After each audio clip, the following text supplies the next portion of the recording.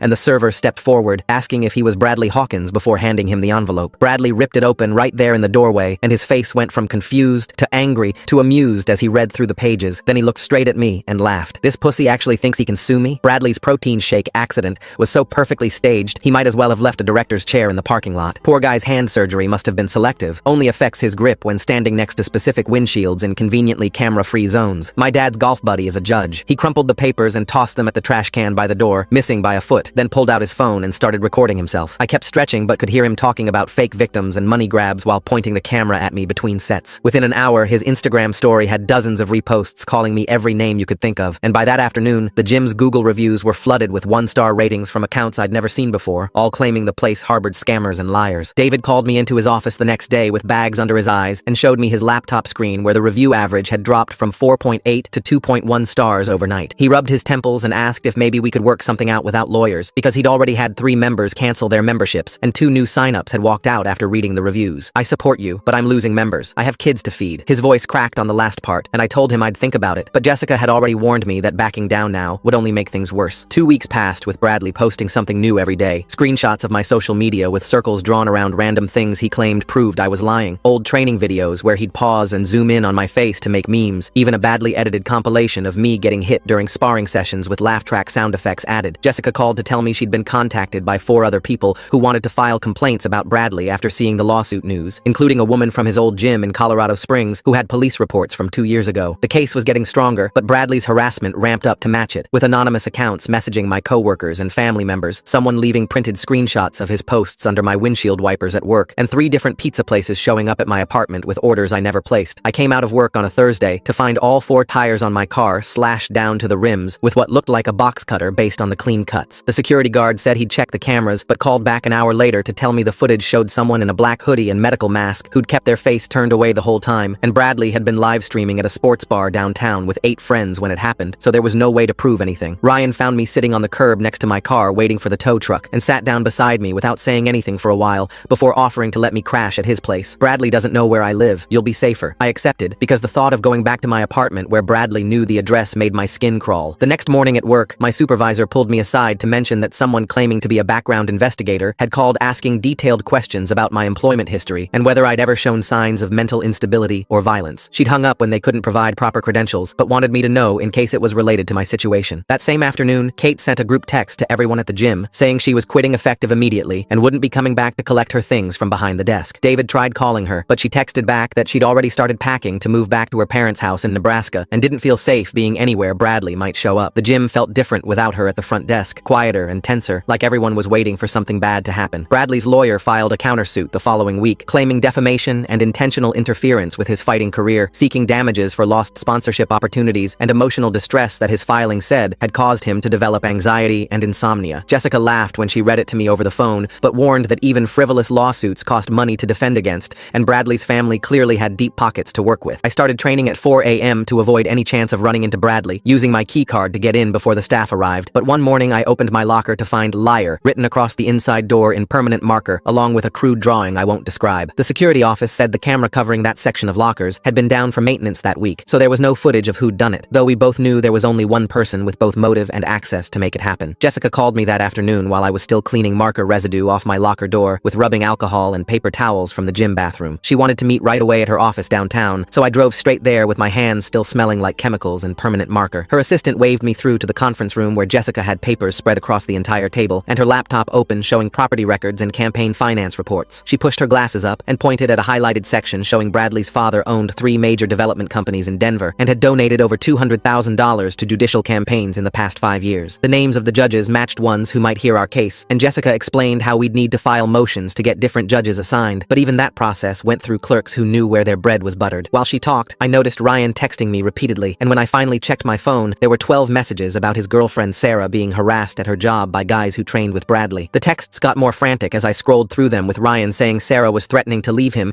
if he didn't stop helping with my case, and that Bradley's friends had shown up at her workplace 3 times that week. I texted back that I understood if he needed to step back, but he replied that he wasn't abandoning me, even though Sarah had already packed a bag and gone to stay with her sister. The stress of everything hit me hard that night and I couldn't sleep. Just kept replaying the parking lot attack over and over while my hands made fists under the blanket. My therapist, Dr. Johnson, had an emergency opening the next morning, so I drove to his office before dawn and sat in the parking lot until his receptionist unlocked the doors. In his office, I paced back and forth while telling him about the dreams where I hurt Bradley, using techniques I'd sworn I'd never use again, about waking up with my jaw clenched so tight my teeth ached, about the fear that one day I'd snap and become everything I'd worked to leave behind. Dr. Johnson took notes while I talked, and when I finally sat down, he leaned forward and reminded me that having violent thoughts didn't make me violent, that the fact I was seeking help showed how far I'd come from my past. 3 days later, I was loading groceries into my car at the King Soopers parking lot when Bradley's truck pulled up behind me, blocking my car in. He got out with 4 other guys I recognized from the gym, and they spread out in a half circle while I stood there holding a bag of frozen vegetables. Bradley stepped close enough that I could smell the protein shake on his breath and told me to drop the lawsuit or things would get worse, that I had no idea who I was messing with, that his father had connections everywhere. I shifted the grocery bag to my left hand and slipped my right hand into my pocket where my phone was already recording, angling it slightly to catch his face while he continued threatening me. He must have noticed the movement because he suddenly lunged for my pocket, but I stepped back and to the side, letting his momentum carry him past me. His foot caught on the curb, and he went down hard on one knee, while his friends stood there not sure whether to help him up or come after me. One of them actually laughed nervously, which made Bradley's face turn red as he pushed himself back up and brushed gravel off his pants. They left after that, but I sent the video to Jessica immediately, and she called within minutes, saying this was criminal intimidation and we could file additional charges. The walls felt like they were closing in on both of us, as she explained how this escalation showed Bradley was getting desperate. A week later, we sat in the courthouse for our hearing with a judge who Jessica had confirmed wasn't one of the ones Bradley's father had donated to. Bradley's lawyer stood up and argued that I was a trained fighter concealing my skills to appear sympathetic to the court, that the whole thing was a setup to extort money from an upstanding family. Jessica countered by presenting Bradley's arrest records from 3 different counties showing a pattern of violence going back 6 years, plus witness statements from other gym members who'd seen him hurt people before. The judge reviewed everything, while Bradley sat there smirking at me from across the courtroom, until finally she ordered both parties to maintain 500 feet of distance pending trial. Bradley's smirk got bigger because we both knew there was no real way to enforce that order, and he'd find ways around it like he always did. David called me that evening to say he'd finally banned Bradley from Elite MMA, and that he should have done it months ago, that he was sorry for choosing membership fees over doing the right thing. Bradley's crew started training at Apex Fight Club across town, but they kept showing up places I went, always staying just far enough away to technically comply with the restraining order, while making sure I saw them watching me at the coffee shop, the grocery store, even outside my apartment building. Bradley's dad being golf buddies with a judge seems awfully convenient timing to mention right when legal papers get served. The way he crumpled those documents and immediately started filming makes me wonder if this whole reaction was planned before he even walked in the gym. 3 months later at the courthouse downtown, I sat in the witness waiting room checking my phone every few seconds while Jessica went over last-minute details with the prosecutor. Kate was testifying via video link from a secure location since Bradley had violated the restraining order twice trying to approach her, and when they brought the monitor into the courtroom, I could see her hands shaking even through the grainy connection. The prosecutor asked her to describe what happened that day at the gym, and her voice cracked as she talked about Bradley grabbing her wrist, yanking her around, calling her names I won't repeat here. Bradley sat at the defense table in a suit that didn't quite fit right, his jaw clenched so tight I could see the muscles jumping from across the room. When Kate described how scared she was, how he'd followed her to her car after I'd left, how he'd sent her dozens of messages threatening to ruin her life if she testified, Bradley suddenly exploded out of his chair and lunged at the TV screen. The bailiffs grabbed him before he got halfway, but not before he screamed something that made the jury recoil in their seats. They had to call a recess to calm everything down, and when we came back, Bradley was in shackles. The prosecutor called me next, and I walked to the stand, trying to keep my breathing steady. For the first time since this whole thing started, I let them see a glimpse of what I'd been hiding. Not the full truth, but enough. When the prosecutor asked about my training background, I straightened up and spoke clearly about my years of experience, my competition record, the techniques I knew but chose not to use that day. The jury leaned forward when I explained how I could have ended the confrontation in seconds, but made a conscious choice to protect myself without seriously hurting anyone. Bradley's lawyer tried to paint me as the real aggressor during cross-examination, suggesting I'd provoked the whole thing, that I was jealous of Bradley's success at the gym. I stayed calm and pulled out my phone, showing the screenshots Jessica had helped me organize, text messages from Bradley to other gym members calling me slurs, warning them not to train with me, videos other members had sent me of Bradley talking about teaching me a lesson, the security footage from the gym that showed him seeking me out, not the other way around, email threads where he tried to get David to ban me from the gym. The lawyer's questions got more desperate, but the evidence was overwhelming. During the lunch recess, I went to use the bathroom and found Bradley waiting by the sinks. The bailiff who was supposed to be watching him was nowhere in sight. Bradley's face was red and blotchy as he stepped closer. "You destroyed my life," he said. I looked him straight in the eye and kept my voice level. "Number you did that yourself." He raised his fist, but footsteps in the hallway made him think better of it. The jury only took 2 hours to deliberate. While we waited, I watched Bradley's few remaining supporters drift away one by one, making excuses about needing to get back to work, having somewhere else to be. His dad sat alone in the back row, staring at his hands. When the jury filed back in, everyone knew what was coming. The foreman stood up and read guilty on all counts: assault, criminal harassment, intimidation, witness tampering. Bradley's shock looked genuine, like he'd never actually believed the system would hold him accountable. His lawyer asked for immediate sentencing, but the judge scheduled it for 6 weeks out to allow for a pre-sentence investigation. Those 6 weeks passed in a blur of victim impact statements being prepared and meetings with the district attorney's office. When the sentencing hearing arrived, the courtroom was packed with Bradley's former victims. One by one, they stood up and told their stories. The woman from the coffee shop who'd needed therapy after he'd cornered her in the parking lot. The teenager from the gym whose parents had to transfer him to another school after Bradley started showing up at his basketball games. The older man who'd stopped training entirely after Bradley broke his ribs accidentally during sparring. The judge's face got harder with each statement. When she finally spoke, she acknowledged the pattern of predatory behavior spanning years, the escalation of violence, the complete lack of remorse Bradley had shown throughout the proceedings. She sentenced him to 18 months in state prison, 3 years of supervised probation after release, mandatory anger management classes, and restitution payments to all identified victims. Bradley would also be permanently banned from any gym or martial arts facility in the state. When it was my turn to speak, I stood up and looked at Bradley one last time. "I hope you get help," I said. "Real help. This doesn't have to define your future if you choose to change." He wouldn't meet my eyes. The bailiffs cuffed him and started leading him toward the door that led to the holding cells. His father, who was out on bail for his own charges related to threatening Jessica, never looked up from the floor as his son was walked past him. The courtroom emptied slowly, people hugging each other, some crying with relief. Jessica packed up her briefcase with a satisfied smile, already talking about the civil suits several victims were planning to file. Kate sent me a text saying thank you, that she could finally sleep without checking her locks 5 times. David shook my hand and said I was welcome back at the gym anytime, that they'd already replaced Bradley's photo on the wall of champions with a poster about respectful training practices. But as I walked out of the courthouse into the bright afternoon sun, I knew this wasn't really over. Jessica walked up behind me and put her hand on my shoulder for just a second before heading to her car, and I watched her drive away knowing she'd saved more lives than just mine in that courtroom. Kate came out next and wrapped her arms around me in this tight hug that lasted longer than I expected, and when she pulled back, her eyes were wet, but she was smiling, telling me she'd already applied to 3 different social work programs